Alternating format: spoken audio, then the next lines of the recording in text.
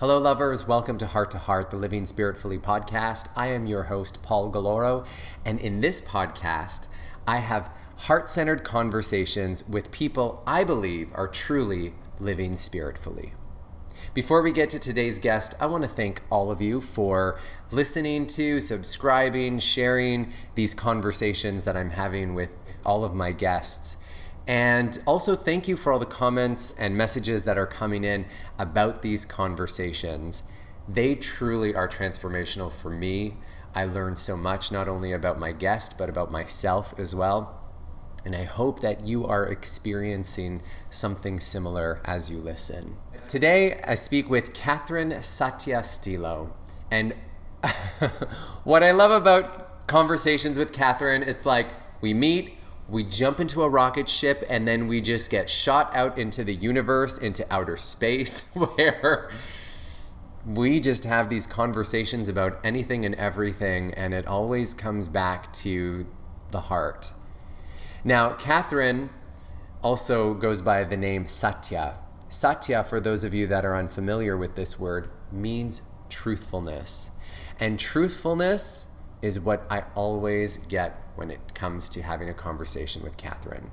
She says some beautiful truths and shares some amazing insights, one in particular about the caterpillar. That's all I'm going to tell you about it now, so you can enjoy my heart-to-heart with Catherine. Please welcome to the Heart-to-Heart Living Spiritfully podcast, my dear friend, Catherine Satya Stilo. Welcome, my love. Oh, thanks for having me.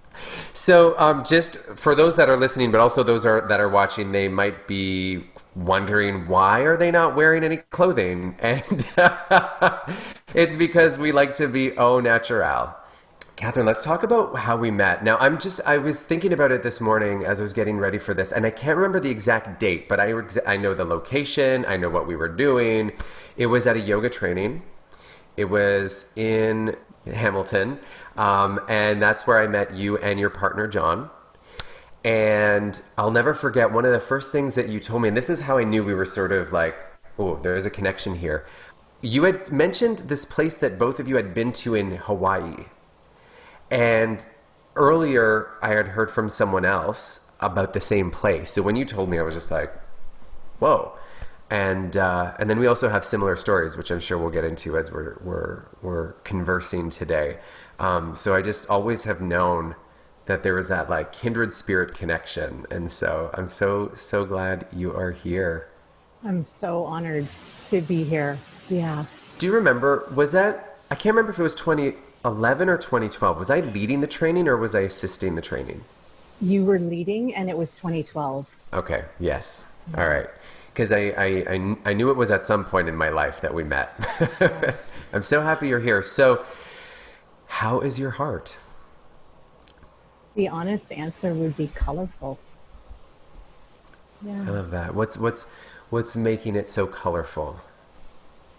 What I'm finding is that there's this full range and full spectrum of emotions, and at any given moment it's shifting and changing. So in this very moment, because we're together, I'm feeling that excitement of us being together, of us having one of our conversations, which always are incredibly well, I find them incredibly interesting and illuminating. So, in this moment, I'm feeling that. Moments before, was it that? No. Last night, was it that? No. And given how everything is in the world at this moment, and given how everything is at this moment, that's the full moon, I find everything kind of very, very heightened and very, I'm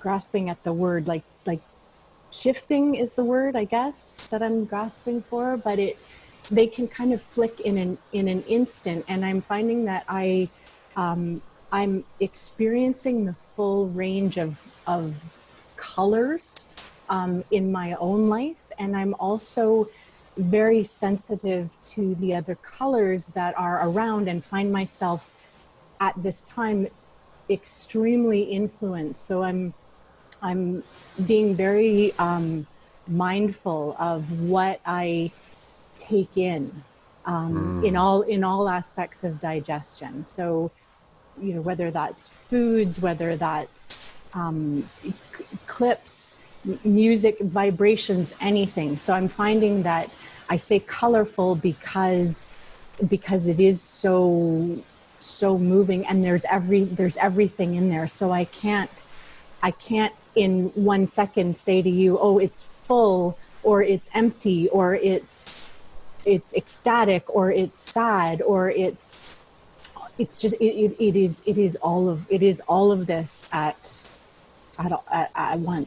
once. And so to pinpoint one or the other and give you an answer of how is my heart, I was like, I don't know how to honestly answer, because it's everything and it's nothing all at the same time. Yeah. Right. And that's amazing to me, because I feel like that is us always, right? Like, I think as humans, and I say this a lot, we're blessed to feel a spectrum of human emotion. And sometimes we feel a lot on that spectrum, and sometimes we're sort of shifted more into one segment of that spectrum, but it's all in there all at once. And I love that you acknowledge that, and you're living from that space. The picture that I have in my mind, and when people tell me stories, I see an image in my mind of what they're describing. I almost see, like, I've seen this image before. It's almost, it was just like it was water, and I don't know if like a bath bomb or something was dropped in, but all these, like, one moment you see pink, and one moment you see green, and one moment like all these colors were frothing. And that's what I was just seeing, this like constant sort of movement. That's amazing. Have you always been like that? Colorful? Yeah, or like even just like looking at it that way. Not always. Not all. Oh, and yes, always. I think that very early on, we all are very sensitive and empathic, just in varying degrees of awareness. And I think in the early years of my life, I was that, and somewhere along the line got programmed that I wasn't that, or those are not acceptable, or this vivaciousness, this wildness is not acceptable, or something like that. And so I think I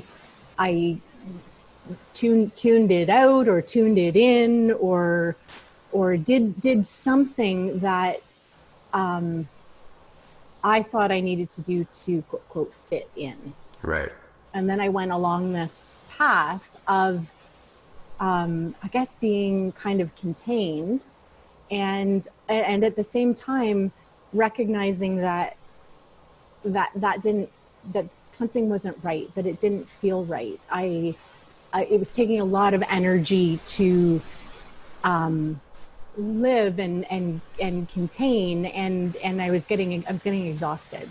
And then I think so I think that part of me was always awake and knowing that something was off. And then it's well, I'm going to say recently, but I mean, it was before 2012. It was probably, in the early 2000s that I did recognize that there was this aspect. And then in these last few years, like, really honed into understanding that is me, that is everyone, like you said, that we are all this thing, and knowing and understanding that, and being able to find that place of alignment that that I fit in by being just who I am. Right. Yeah. Yeah. I totally get what you're saying about that. Like, I remember being young, like a young child, maybe, 7, 8, 9 years old, and being able to feel things. And I remember a lot of times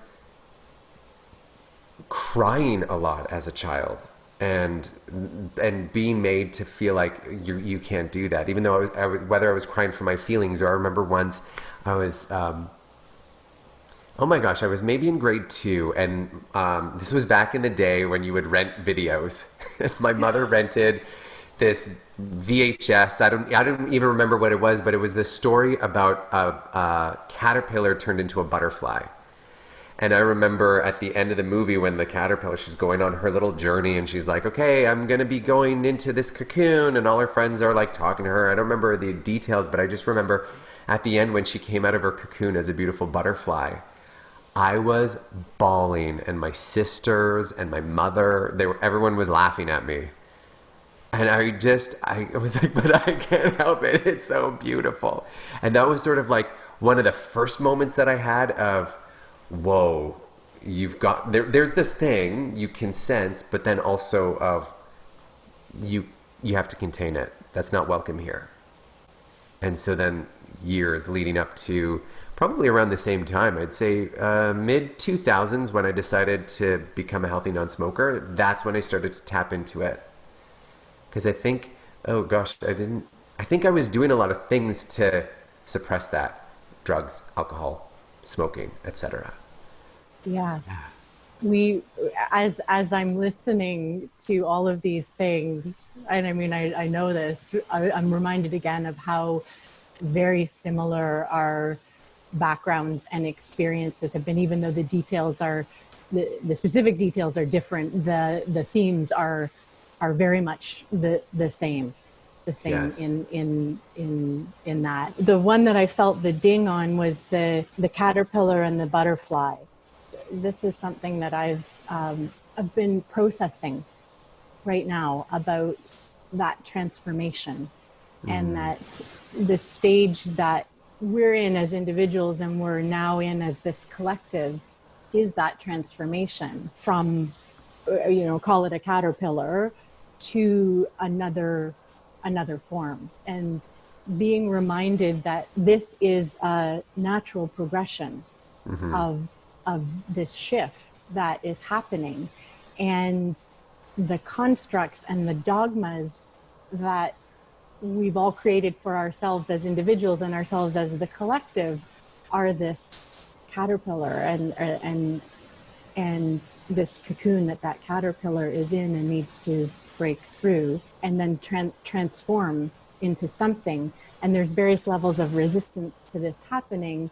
And I just read something yesterday, which is why that caterpillar butterfly dinged, is that I think as a collective we've been so focused on, and this is from a book that I was reading. It's actually it was called A Coming of Wizards, and it's a book Mike Reynolds wrote, who's an architect, visionary architect. But he says we're so focused on building a better caterpillar, building a greater caterpillar, that we forget that that's not really what it's about. It's about transforming into something else, and the natural flow of energy is to this butterfly, and resistance is no. I'm going to build a better caterpillar because that's all we can see, and we're allowing ourselves to see. So, I'm like, I didn't even have words for that, but that's amazing. We're so focused on building a better caterpillar, but we need to focus on just allowing the butterfly to be. Yes, wow. I read what happens when the caterpillar goes into the cocoon. I think physiologically or molecularly or something, it like basically dies and then is rebirthed, and that's where the butterfly comes. And we see that in many different stories and belief systems. Like we see that in the resurrection, and we're seeing it. We're seeing the structures. I've been seeing the structures within myself crumbling for the last little while, and now we're seeing them play out in the world, like with all of the, people standing up for social injustice and all of those things that are out there right now that are saying we need to change the way the society is set up. It's just really fascinating. And there's people that are holding on, and there's people that are pushing. And tying it back to the story that I heard you tell about being so moved by the movie and expressing that color, and then having your the people that you love the most laugh at your expression out of whatever it was, maybe not understanding it, or not sharing that same color, or being uncomfortable with that color. Mm-hmm. That, can you imagine if that caterpillar in that cocoon was told, oh, that color that's instinctively you, no, that's no, we don't allow that color here. We don't mm-hmm. want that color here. It's not acceptable to be that color. And then how is that going to inform the transformation, and what evolves or doesn't evolve? Like, is that the thing that gets it stuck? I was in another conversation the other day, and the question that was thrown out by the host was, whatever we're choosing in this moment, and all these colors, this range of color, is going to impact the other side. And what color do you want on your wings on the other side?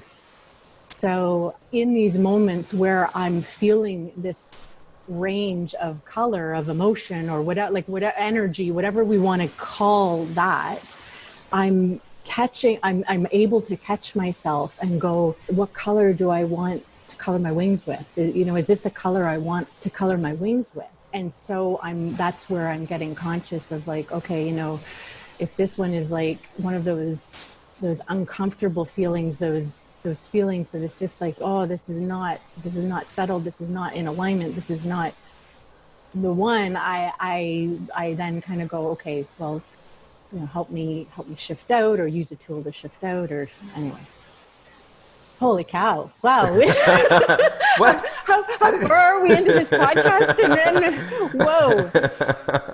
We somehow ended up in another dimension, but this is what happens when you and I get together. Yeah, we did, didn't we? Wow. But thank you for that, because it brought up some things that at this point in the full moon, it's interesting. Okay, so we're recording this. Last time I saw you was the June full moon. Mm-hmm. I was at your place, and we're standing outside on the back deck just watching the moon, and I was like vibrating. We were just, do you remember that? Like, it was vividly. Such, yeah. Like I as I'm telling you there, I'm telling you it, I'm there right now. Same. Right? You're there beside me in that power. Yeah. At this full moon, I'm really feeling an intensity too. I'm not sure. Extreme intensity. I feel the same. Yeah. Mm. And I'm noticing it in other people as well. Mm-hmm. Like I have people in my life that are aware of these sort of things, the moon and the energies and all of that. And so they are aware, and they, still function with that awareness.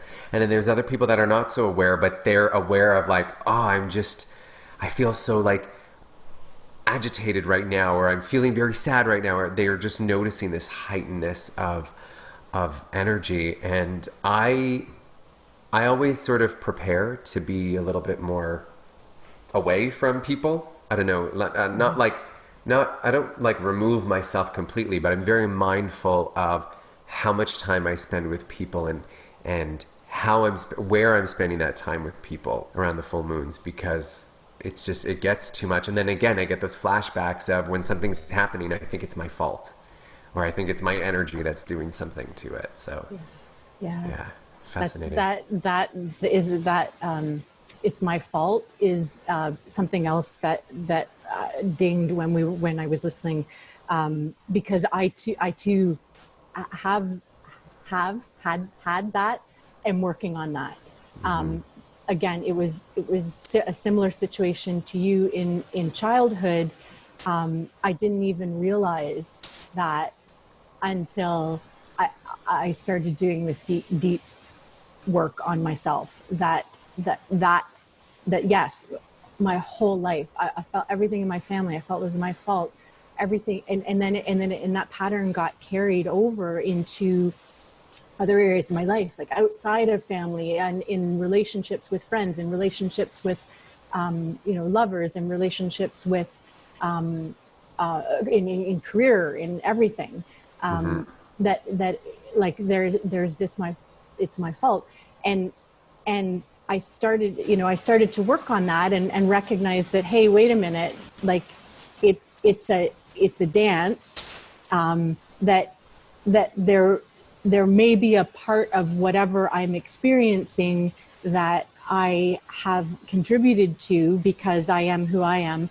The other part of that dance is on the other end of it, because that's where the interaction has. So yes, I maybe own a piece of it. I don't own the whole thing. Yes. And it's going to be different all over the place. And the interesting thing that I'm finding is in this full moon, in these energies, in whatever's going on, all of my old patterns are really, they're coming up, and I'm in a different place to recognize. I'm like, oh, wait a minute, that's an old pattern. And isn't it interesting that I almost defaulted to that reaction, even though I've done all of this work over these last few years and thought I'd conquered that, or not conquered, or thought I'd kind of been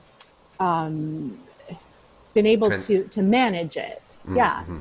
Yeah. And it's coming up again, and I'm finding it very delicate at this time to stay in my center, so that I can not get triggered, for, if that's the word we want to use for it, whatever it is, to not thrown off center, fall into old patterns, and to be able to stay in that place, to go, okay, this is whatever else is coming at me from this person is not necessarily my fault. It's their patterns and things coming up, and I just somehow got in the way of it. And that's where the conversations about, intentions to clarify and clear up any of these things that are happening.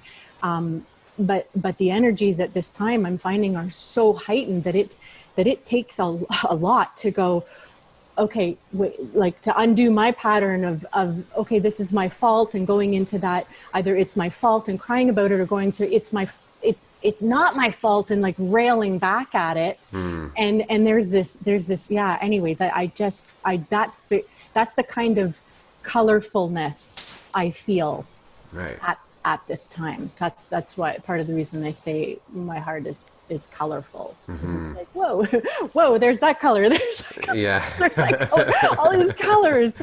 What color do I want to paint my wings with? And I have to keep stopping and asking myself that. What color do I want to paint my wings with? I find myself a lot of times being able to sense, what color am I right now? And then being able to, make the choice that I need to make. And a lot of times I'm sensing my color, but then I also notice it's like, do you remember there was a show back in the 80s or late 80s, early 90s maybe, it's called Out of This World. And it was a young girl named Evie, and her mother was human and her father was an alien.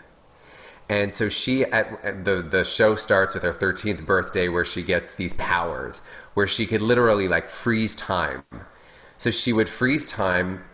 So let's say something's happening, she freezes time, and then she will like think about what the situation is, or talk it out with somebody, or do something, or if something's like about to fall over, she'd freeze time, fix it so that it won't fall or won't injure a person, and then unfreeze time, and it continues.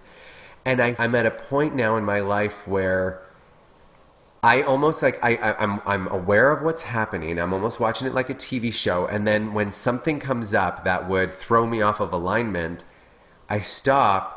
It's like I freeze time for a moment, and I can see, okay, do we go to the left, which this would be the result, or do we go to the right, and that would be the result? Neither one is right or wrong. It's just what kind of experience do I want to have here? And then making the choice. It's like, okay, I figured it out. And then she would bring her fingers together. Everything would go back, and then she would respond from that. Like, that's how the show would be. And that's how I find that I am like that. I'm not always, but more times than not, I find myself in that space. And where I've noticed that the work is really that the work is really sinking in is with family. Is when because you want to say you're spiritual and enlightened. Do this work with your family. And I noticed it was one time when I was helping my father. They were renovating my parents were renovating their home one summer. It was hot as hell. They had the air conditioning off because they were, sanding things. There was dust all over the place. And I'm helping my father with something. And it was so hot and he was cranky and he said something to me and I literally felt it like erupt into my body, and I stopped and I was like, okay, I can give the smart ass remark that I normally do. And then he will be triggered and I'll be triggered and we'll just keep on triggering each other back and forth, or not. And so I decided, for shits and giggles, let's try the or not path. And I responded a little bit differently, and then we talked it out. I was just like, hey Dad, I've never done this before and I'm trying my best here. So thank you for understanding that I don't know what I'm doing and for helping me understand how to do it. And that just sort of changed his reaction. Then we didn't fight. And then the next day when I went back to help again, the interaction was even different than it had ever been. And then I started to feel myself getting closer with my father. And so that's when I knew, like, oh, this shit's working. Because yeah, it's easy to do it with friends or career or whatever, things that you can easily change. No, this job isn't working for me. I did everything I could. I'll just go somewhere else. Then you get the same problems. That's happened to me many times. It wasn't until I changed did the people around me start to change, both physically and just like it was a whole new person. But then also the people, like family, they started to change. I don't know if I'm articulating that clearly. But beautifully. So yeah, it's fascinating. But that's when I noticed it, and so now I'm noticing myself now really bringing it in, and that's why a lot of times I just sort of like feel like I have to remove myself. So a lot of people were freaking out about quarantine, and I'm like, I love it. Like it's really supporting the work that I'm doing, and now I get to choose when I go out. I love it. I love and it. I'm okay and I with love, that. I don't remember that show that Out of This World. But hearing you talk about it, I'm like, oh my God, who were those writers? Because like think about the symbolism in that. Her mother was a human and her father was an alien, and her name is Eve, and she's doing exactly what you described of like freezing time and going, here's trajectory 1, here's trajectory 2. And I mean, obviously I'm just saying 1 and 2, but there's like 3, 4, 5, 6, 7, 8, 9. Like there's this range, and it's like, okay, well, this is pattern trajectory. And is that working for me or not working for me? Because there's also nothing wrong with that trajectory. It's just Right. being conscious of like, okay, well, if you want to give this smart ass remark and that like only that's a completely acceptable trajectory to continue that dance, but it's the conscious participation in the dance versus the unconscious manipulation, which is, I'm just going to flip out this remark and go on this pattern path, and I know how it's going to unfold, but maybe I'm hoping that it's going to change, or like whatever I'm thinking going down this path unconsciously. If I'm consciously going down this path and going, hey, I get a bit of a charge out of like, the little jolt that like I'm going to flip out a quippy remark, and then it's going to come back, and there's going to be this little like, and I'm going to end up in this feeling. And it's like, that's okay. That's an okay place to be. As long as it's like, I consciously know that if I end up in this place, I have chosen that. And I also, if I don't want to end up in that place, then it's not, I'm going to say my dad, because you gave the situation of your dad. It's not my dad. It's not my boss. It's not my friend. It's not them that needs to change. It's me. So me changes and goes, I'm going to take trajectory 2. Because I froze time, and I know where that one goes, and I know where this one, well, I don't actually know where this one goes, but I think that maybe if I shift the lens just a hair, it's going to go down a new, well, that's all I know, is that it's going to go down a new path. It's not going to be that old one. I don't know what the path is going to be. I just know that my shift is going to like tick off the, you know, even like one little degree of change is going to change the world, my world. Yes. Yeah, absolutely. Yeah. And it's those little 1 degree shifts. So that's why we have to constantly like be aware, because those 1 degree shifts, suddenly you've gone from heading north to heading east over a period of time.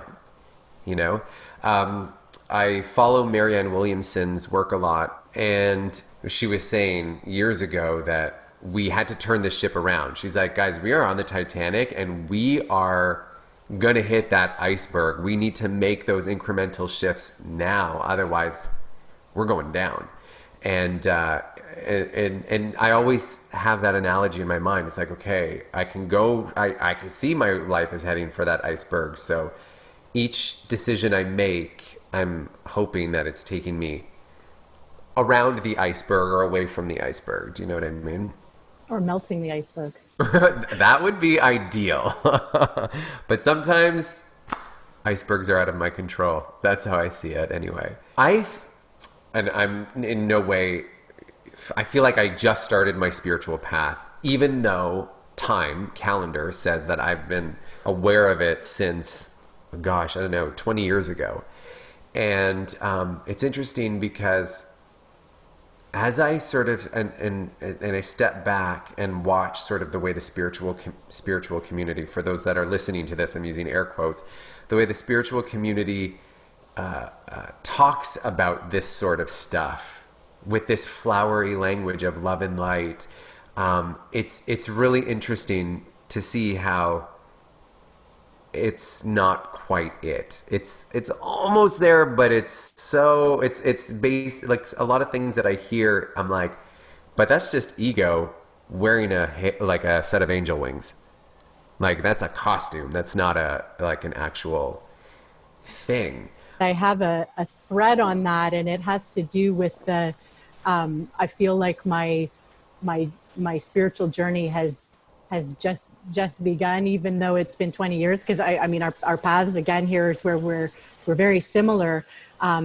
Yes, I started the conscious exploration 20 years ago. Because, you know, if we're really honest, we started our, God, I don't know when our spiritual journey started, because we've always been on a spiritual journey. I was going to say birth, but it's not even that. It's before birth. That's going to take it down a whole other place. But, you know, even though I'm going to say I consciously started my spiritual journey 20 years ago, it was I think either I misunderstood the spirituality, or the pop spirituality, or again, the air quotes, pop spirituality or whatever. I think how I was absorbing it was, if I just do affirmations, right? If I just, being spiritual means I'm just going to do affirmations, and that's going to make everything okay. So, you know, there's this whatever underneath it, but I'm doing my affirmation with the, for anybody on audio, the little dimply fingers in the cheeks. Like, I'm doing my affirmations. Everything's wonderful. Everything's positive. And I think I can speak for what I seemed to happen for myself, is it just kept suppressing and suppressing and suppressing, because I wasn't being honest about what was actually there. So I feel like the real work of my spirituality has only just begun, because it's only recently that I came to the realization that, hey, it's okay to have all these colors. Mm-hmm. It's okay. And every color is acceptable as all the other colors. It's just don't discount them. Don't be dishonest about them. Don't ignore them. Don't bury them, diminish them, like suppress them in any way, because I think what happened for me is that that almost like made it worse. Like my spirituality, my pop spirituality almost made it worse, because it just continued the pattern of suppressing and pretending that everything was okay. And then recently, being aware of that, it's kind of like Yeah, here it all absolutely. is. Here it all is. And you know what? It's work. It's deep inner work. It's saying that this is my intention, is this. And then working at the changes that happen within in the creation of that reality. Right. Yeah. And that's the thing. You have to do the work to make that the reality. Yeah. And I also, and I have compassion and also I guess a little bit of patience, because I understand like we needed to learn that tool of affirmation first to then learn that, okay, because we don't want to suppress it. Yeah, we don't want to hide it. We don't want to ignore it. We don't want to deny it. We don't want to do all of that stuff. And we also don't want to hurt people with it. Like as we use it, we just want to make sure that we acknowledge it, but then we're not directing it at people in a hurtful way, which as I look back and early on in my life, I would totally direct my pain to other people. If I'm hurting, I'm going to say something to make you hurt too. And I knew how to get to people, right? But now it's being aware of it and then choosing, and then that's where we okay, I acknowledge this. In A Course in Miracles, we call a miracle the shift in perception from fear to love, and the way we get there is through prayer. And I always say the way to pray is not, oh dear God, do this for me. It's, I recognize that I have these feelings of absolute anger right now because of what happened with my neighbor. This anger doesn't feel good within me, and I'm pretty sure it doesn't feel good within her. So I'm choosing now, I recognize the anger, I'm choosing now to let it go, and I have a harmonious relationship with my neighbor. That's where the affirmation comes in. So it's a part of it.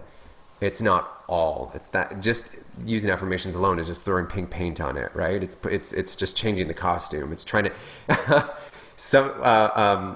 Michelle said this in one of the previous episodes. She said, "Shit and roses still smells like shit." So if you're having a difficult something and you try to spray like rose flavored air freshener over it, it still smells like shit. You know what I mean? So it's that work. There's a tarot card deck that I love to use, and there's one card in particular. It's I think it's the Seven of Swords, or maybe it's the Five of Swords. I can't remember right now, but it's a very like, when you see it, it's like something with like all these swords in it, and there's like these worms eating away. It's like a carcass that is decaying of some sort. And I remember having a conversation with a friend that pulled that card, and she's like, "Oh my God, I got this. Is so scary." I'm like, "Are you kidding? This is the best. This means something is like breaking down." And if you think of it in terms of soil, and actually you taught me this, and I love this, what you and John are doing in your garden with you take the pieces of tree, like tree trunks and stuff, and you bury them, because then that breaks down and that fuels the nutrients for the soil. And I just think about like when something is changing in our lives, it's decomposing, but we're still going to use elements of it to help the next thing grow. So I'm all for like this work, even though it looks ugly sometimes. Have a good cry, and then I don't know, I feel better after. And then you do the work. Yeah, I love that a shift in perception from fear to love, because that is the like, and then tying it in with the something's decaying, and then out of that comes something else. It's like that something has to break down in order for something else to grow. That is a natural cycle. That is a natural phenomenon, and that's what we have to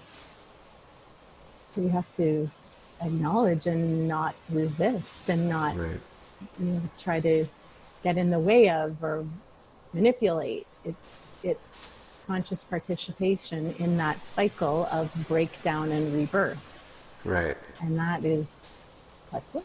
As I bring that up, you introduced me to permaculture, and I've been fascinated ever since you told me about it. Now, it's not something that I practice. I don't even know where to start, but I do have a tomato plant. Um, but when I came to your home, you guys just have this like whole setup. Do you want to talk about it a little bit? Because it's like you have your own little like ecosystem in Yeah. in and around your home, because you've got the pond, you've got the vegetable garden, you've got all sorts of stuff. Yeah, sure. I'll talk to that. So permaculture, just in case anybody hasn't heard the term, it's most commonly it's applied to the growing of food or food production. In actuality, permaculture is a holistic design system that can be applied to anything. The way that a company is operating, the way that a government is operating, any system can take the principles of permaculture and apply them for a more efficient, productive design and system. Fascinating. Yeah, it's and people have applied it in many different facets. The one that we started with was in the most common one in the growing of food, and it's interesting that as we immersed ourselves in kind of that, out of that it spills over into the rest of life. Like it's when on close examination, permaculture is kind of like common sense, except the sense isn't really so common these days because of how our systems and everything have evolved. They've evolved into other paradigms that moved away from the natural world and these cycles, these natural cycles and natural phenomenon that are occurring all over the place. And permaculture is the thing that takes us back to how do things flow naturally? Where does it make the most sense to have things to reduce the amount of energy that needs to happen? And ideally, a permaculture system is a closed loop system. Now, what we've got here with our system, I mean, guys, it's by no means perfect. We are working every day to, the first principle is observe and interact, to look at what's going on and to say, okay, how are things working? What isn't working? Where's our energy being taken? Where are inputs that are needed that we don't have? Where are we making outputs that we're not getting rid of? So we're creating waste, and we just try our best to evolve into that. And so we've got our system that is a system for producing food. And I remember way back, when we first moved in, we'd just moved in 6 months after, and my partner John, who you mentioned, was like, yeah, we got to get all these fruit trees. And meanwhile, we'd just moved, we're still unpacking, and I'm thinking, oh my God, like, are you kidding me? But his vision was right. His vision was right to get these trees in the ground, so that now 5 years later, we're starting to be in a position where we're seeing things, the fruits of our labor, Right.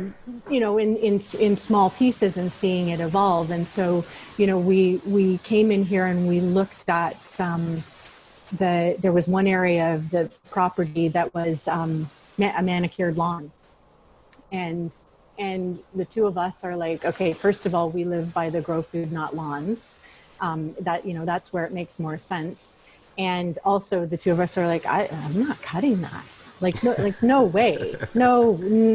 It's just, that's, some people may get enjoyment. That might be the enjoyment is manicuring the lawn. It's not I don't get energy from that. So that's where we turned it into this food forest. And a food forest is starting with, looking at how does a forest operate, and it's got different layers of the forest. It's got the canopy layer, it's got some sub layers, and shrub layers, and an herbaceous layer, and ground cover, and fungi, and all this network that it is working together to maintain its system of evolution. So everything kind of grows up, and it feeds itself, and it waters itself, and nobody has to go into a forest and take care of it. It just it knows what to do. It's tapping into that natural intelligence.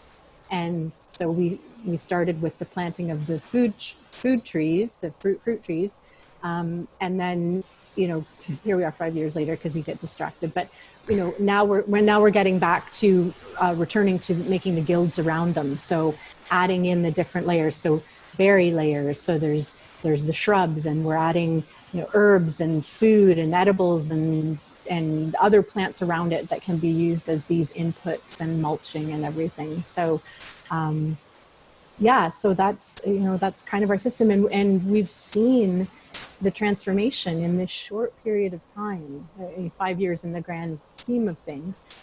It went from soil that was not that great. It was that grass, but I call it grass, but it was gravelly.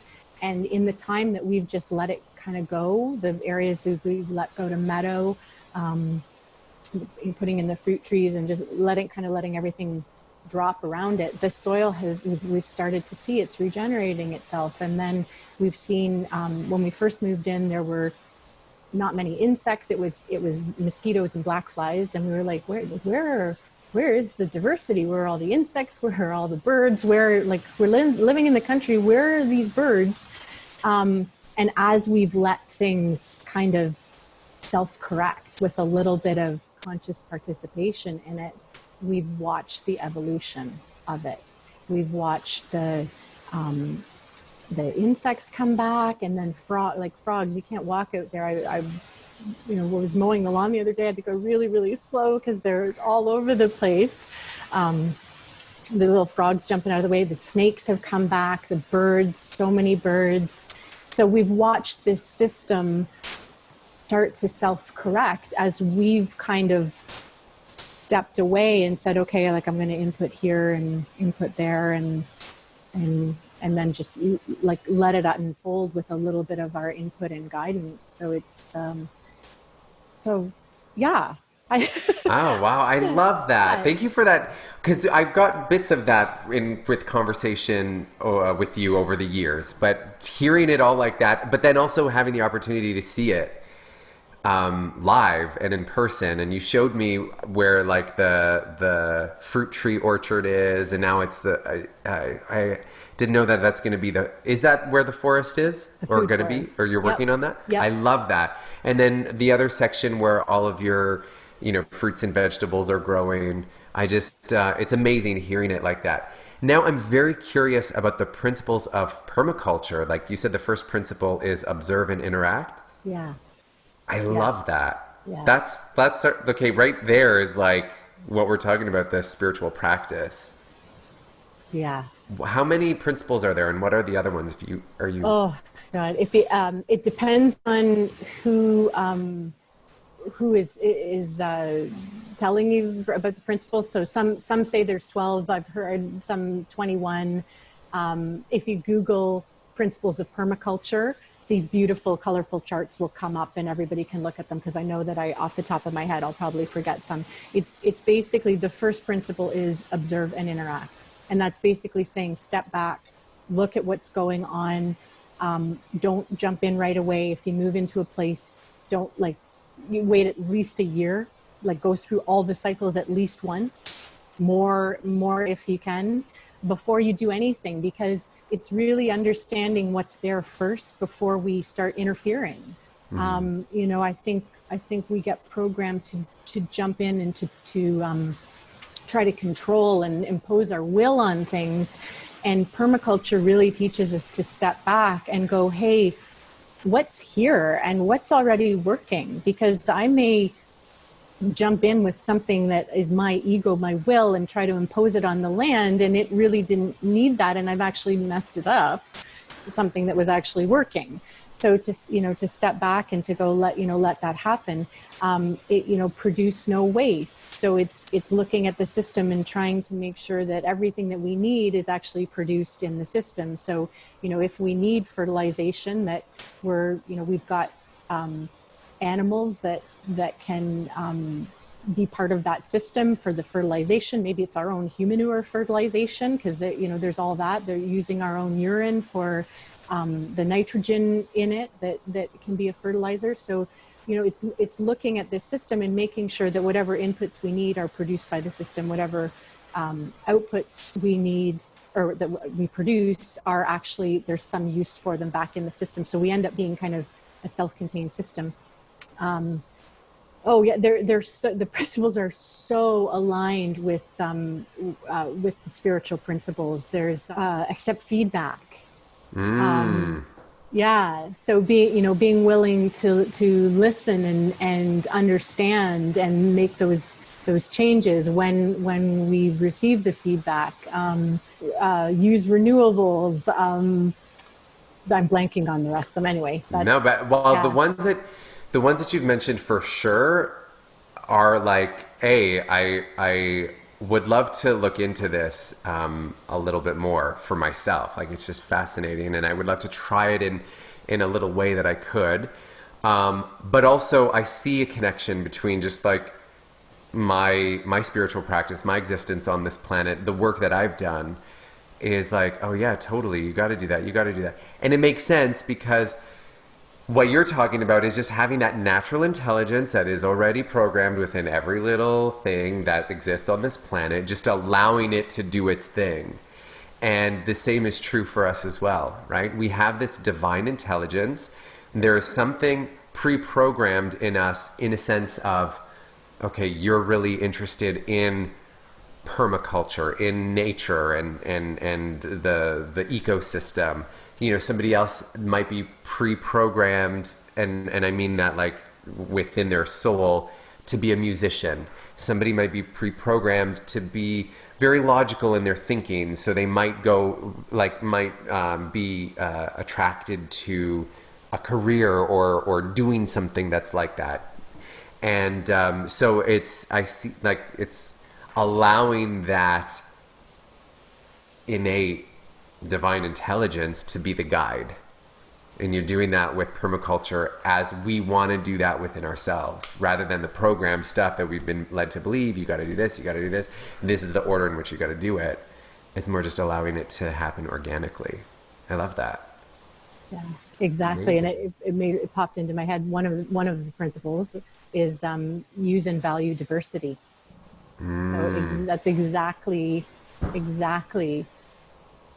that innate divine intelligence that is within all of us. Cultivate that and be in alignment with that inner wisdom, because that fullest expression of that is and this is tying it back to the disco ball meditation, which I don't know if they hear, if listeners hear, but I mean, think of a disco ball and the different little shimmers of light that come out of it, and that little shimmer of light is the whole, is a part of that whole. And without that little shimmer of light, there's a void in that place of the sparkle and it.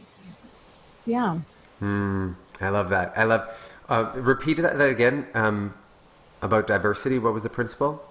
Oh, use and value diversity. Use and value diversity. Can you imagine what the world would be like if that was a principle that we followed amongst human beings? Oh, I can imagine it. I can imagine a version of it. I know that it would be greater than what I can even imagine.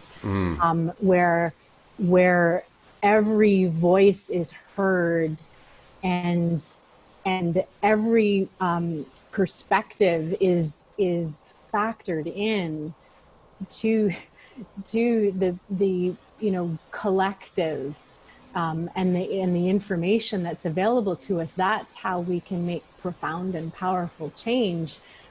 Is when all the pieces are seen. The piece that I can see sitting here as this incarnation is different than the piece that you see sitting there as your incarnation, and it's only by us looking at things from all sides. And it's only by us looking. I'll finish that thought. Us by looking at things from all sides. Like Paul, what do you see? Catherine, what do you see? So and so. Who? Like, what do you all see? And all of us sitting around this thing that we can go, oh, this is the whole. And I got reminded of that story about the it's a Zen tale about the wise man and the elephant, and the blind man and the elephant. Zen tale about blind man and the elephant, and 4 blind men were asked, what does an elephant look like? And one had its tail and said, oh, it's a piece of rope. And one had its leg and said, oh, it's like the trunk of a tree. And one had its side and said, oh, it's like a wall. And one had its ear and said, oh, it's a piece of cloth. And then Buddha says, who's right? So use and value diversity, because that's where we... Yeah. Wow, I love that. Use and value diversity. I think that is a nice little spot that I kind of want to leave it to let that marinate in people's minds. That was amazing. Are you ready for some rapid fire, tell me what your heart is saying questions? Sure thing. So tell me, what makes your heart sing? Oh, Mother Nature. Being in nature, being au naturel. Yes. Okay, can we talk about it for a second? Because I love being outside and I love being nude. Especially like where you are. When I was there was quite a few bugs. What do we do about that? Because I want to be there, but I don't want any bug bites on my butt. You know what I'm saying? Yeah, well, in permaculture, the problem is the solution. So it's not that there's a lot of bugs, it's that we don't have the things that are eating the bugs. So that's anyway. Okay, well, thank you for that. What makes your heart heavy? The disconnection that I see in the collective with nature. In combination with our loss of our humanity and what it means to be here and incarnated and connecting and hugging and touching and all of that. Yeah. What is your heart's desire? Comes to mind Loka Samasta Sukhino Bhavantu. May all beings be happy, and may all beings be free, and may my thoughts and words and actions in some way contribute to that. Yeah. I love that. Thank you. And you are doing that in so many ways. It's amazing. So on behalf of the entire planet and everyone that you've touched, thank you for that work. And I love you so much. Thank you for being here. And thank you for continuing to inspire me and teach me new things, and also understanding the things that I say that are really far out there and helping me understand that stuff as well. So I love you so much. I love you so much.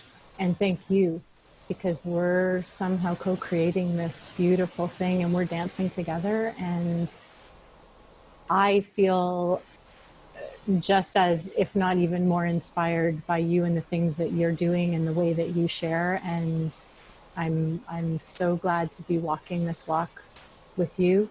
And I'm just, I feel so full when I connect with you.